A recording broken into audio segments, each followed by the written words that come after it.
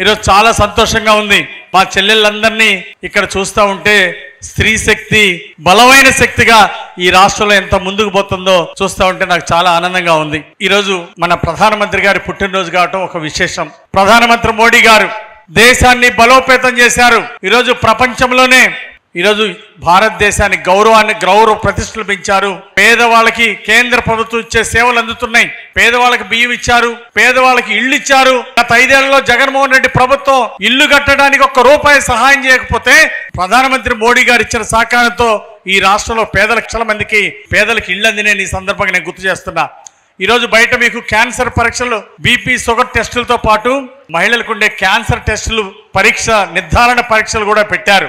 బయట health camp చక్కగా Shivashakti foundation Leelavathi గారు భోజనాలు అరేంజ్ చేశారు. భోజనం చేసి ఇక్కడే అందరూ కూడా వైద్య పరీక్షలు చేయించుకోవాలి. పెద్ద పెద్ద డాక్టర్లు వైద్య పరికరాలతో సహా ఇక్కడ మీకోసం హెల్త్ క్యాంప్ ఏర్పాటు చేశారు. నరేంద్ర మోడీ గారు ప్రధానమంత్రి గారు క్యాన్సర్ నివారణ టెస్టులు కూడా ఇక్కడ ఏర్పాటు చేశారు. క్యాన్సర్ స్క్రీనింగ్ టెస్టులు ఏర్పాటు చేశారు.